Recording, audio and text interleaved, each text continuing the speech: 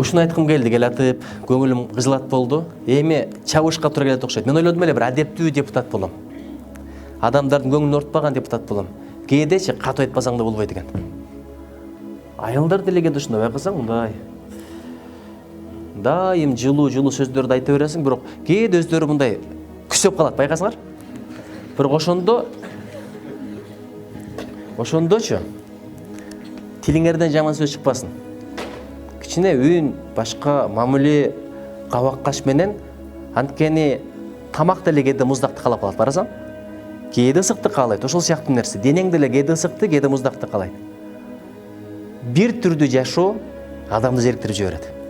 Казан аяк кагышат деп коет го, капы болбогула, бул макалдын болгону жакшы. Казан аяк кагышпай эле койсун, кагышпаса кантип тамак пышат? Араңарда барбы казан аякты кагыштырбай? Мен курсагым ачып отурганда таң-туң деп баштаганда жабай сүйүнөм. Все, аял бирде баштаган болот да, мынтипчи. Бирөөлөр бар, таң-туң дегенде узагыраак күчкө туура келет. Бирок биздики жакшы эле, бир 10-15 мүнөттө ар кандай тамак даярдап койгон жагы бар. Аны деле мактанып коеюн. Ден соолукка пайда. Тем более видеодон тартып атат. Качан болсо сындай баштаган мезгилде ушундай окуп аткан. Эч качан укпайт деп ушак айтпа дейт го. Дубалдын кулагы бар дейт го.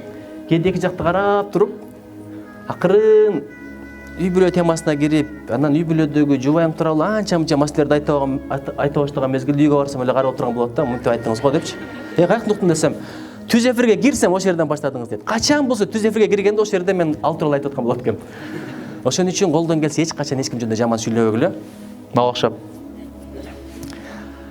Айтайын дегеним, мен жаман ниет менен эмес, жакшы ниет менен кээде катуу сүйлөйт окшойм.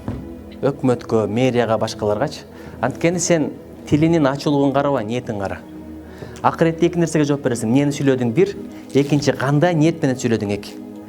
Бирөөнүн кийими болсо, кир болсо жиркенесиң. Адам деген ошондой.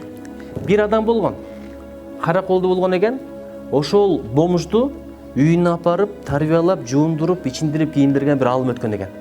Киносунда чыкты деп уктум, жакында мен көрө элекмин, бирок жакында барып көрүп койсом деп атам, бирок болгон окуя экен. Ошол бомж кадимкиде үйүнө барып, жуунуп, кечинде кошо жашагандар келсе, үйдүн эми ичи билесиңер да, бомж келип жашап аткандан кийин не балекет болгон десе, ичинде бомж, ошону жуундуруп, тамак берип, чач башын тарап, карасаң адамдыкты. Анан айла жок, эми көнөт да, башка эмне айла, себеби тиги устат болсо. Ошол бомж Кудайга шүгүр бара-бара бутуна туруп, жумушка кирип, анан маршрутка айдап калган экен. Маршрутка айдап калгандан кийин мен дагы тигил адамга окшоп бир бомжду үйүмө апарып, сыйлап, жундуруп коеюнчу деп, бирок ошого дити барбай койгон экен. Адам деген ушундай болот. Сыртың кир болсо, кийимиң кир болсо, денең кир болсо адам жиркенет. Бирок бир жакшы жагы бар, аны жууп койсоң кетет. Машинага бир жол салып кой, кийим таза болот.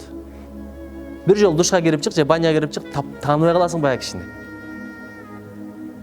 Бирок жүрөгүң кир болсо бар го, жараткан ошондон жиркенет. Бу дүйнөдө Алла Таала эмне жагат экен билесиңерби? Алла Таалага жалынып жалбарып ыйлаган жагат экен, көздүн жаш жагат экен. Жөн көз жаш чыкпайт. Ишенбесеңер, эми атаңды эстеп ыйлаш оңой, апаңды эстеп ыйлаш оңой. Анча-мынча бирөөнүн жаман сөзүн эстеп ыйлаш оңой. Сени алдап кеткен акчаны эстеп ыйлаш оңой.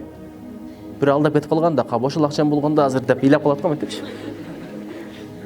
Бирок жаратканды эстеп ыйлаш аябай кыйын. Аракет кылып көргүлө эле. Ошо үчүн айтат го, жок дегенде жасалма болсо да ыйлаганга аракет кыл, кечинде тилек кылып атканда депчи. Сүрөтүн жок деген окшоштуруп койду. Жаратканды эстеп ыйлаш кыйын, өзүңдүн күнөөңдү эстеп ыйлаш кыйын. Эч качан өзүңдүн күнөөңдү унутпа дейт, бирөөнүн кылган жакшылыгын унутпа деп коет, туурабы? Бирөө кылган жакшылыгыңды унут, бирок бирөөнүн сагылган күнөөсүн унутуп кой дейт. Ушундай нерселер бар. Анан ошон үчүн айтат го, көз жаш деле дейт 3 күндүк жолдон келе турган конок болот экен. Оңойлук менен чыкпай турган нерсе. Бирок бу дүйнөдө ушу бир күнөөңдү эстеп тобо кылып ыйласаң, бир катаңды эстеп тобо кылып ыйласаң, жараткандан жалбарып атып ыйласаң, ошол жаратканга аябай жагат экен. Иши кылып бул дүйнөдө сенин ыйлаганың жаратканга жагат экен, бирок тияка барганда Кудай бетин ары кылсын, ыйлаганың эч жакпайт экен. Үчө өчүр үн угузба мага деп айтат экен. Анткени бейисти ый болбойт экен да. Түшүндүңөр да. Бул дүйнөдөгү жылмайуу жагат экен, бирок каткырык жакпайт. Жылмайгыла, бирок каткырбагыла, өзгөчө кыз кишилерге такыр жарашпай турган нерсе. Эми мурда балдарды көрсөлүк, азыр ушундай кыздарды көрөсүң, деп баратканчы. Чын Мага бирөө айтса, атаң жаш кезинде андай эле, мындай эле, анан атаң тикинче деген эжени жакшы көрчү десе, нормалдуу эле нерсе. Бирок мага бирөө айтса, апаңыз десе, көтөрө албайсың. Аялдын намысы, кадыры ошончолук. Ошон үчүн эмитен берегичес болот деген нерсе бар. Биздин кыздарыбыздын адеби, биздин визитка. Чындап эле айтам, биздин кыздар аябай адептүү, бирок ошол адепти сакташ керек. Анан бул жакта жоолукчандар отурат, ушу жоолукчандарга барып айтат окшойсуңар. Анткени кийинки мезгилде эң көп көргөнүм паркта турган жоолукчандар боло баштады. Кол кармашып жүргөн, кучакташып жүргөн, андан нар жагына өтүп кетип атат.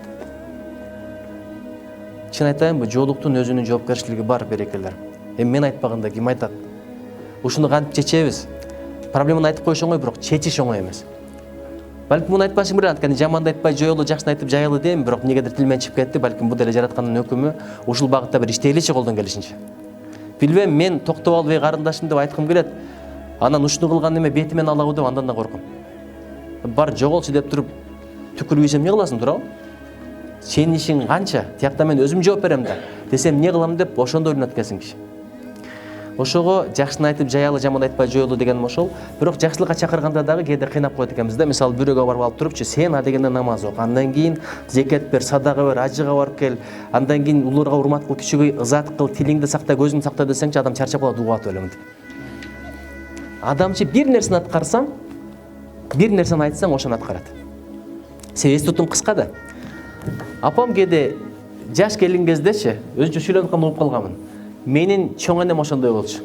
Бир тапшырма берет, эми бүтүп аткан мезгилде, бүтүп калдым, мен мынаны кылып кой. Аны кылат, эми бүтүп аткан мезгилде муну кылып кой. Апам байкуш ойлойт экен да, ушуну бүткөндөн кийин барып эс алам депчи. Энем да кыйын экен, акырын күлүп жайнап бир калыпта калчу. Бүтүп калдым го, эми мынтип кой. Биздин азыр кайнылар кандай?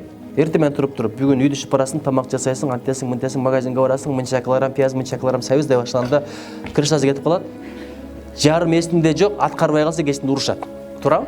Айттым эле го, кандай кызсың, тарбияң барбы? Азыр кайнылар антелбай деле калды го. Мурдагы заманда кемпирлер, аялдар отуруп алып ичкенде, кимдин үйүндө келин бар?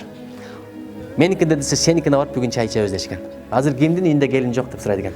Эмне десе, сеникине барып чай ичебиз дейт экен. Эми заман өзгөрүп атат. Бирок адеп өзгөрбөсүн, иман өзгөрбөсүн, жакшы болуп кете берсин айтайын дегеним. Бир нерсени айтсаң адам түшүнөт. Мисалы, жаш балага айтабыз го, эмне антесиң, мынтпе десең, оозун карап туруп кайталай берет го. Анткени түшүнбөй калат экен да. Бир нерсе айтыш керек экен балагачы, ошону аткарат экен бала. Адам деле ошондой экен, бир тапшырма бер. Азыр мен депутатмын, кол алдында бир топ адам иштейт, бирден тапшырма берсең аткарат. Муну кылып кой, түк отчетун алдың, муну кылып кой, так. Анан эртең менен 5-6 тапшырма берсең, ошонун жарымы унутуп калган болот.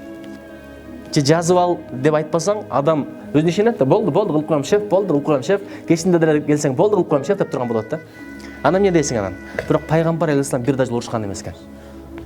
Эмне үчүн анткени жоксуң деп айткан эмес экен. Мен сага айтпадым беле деп айткан эмес экен. Бирок биз анча-мынча айтып турабыз.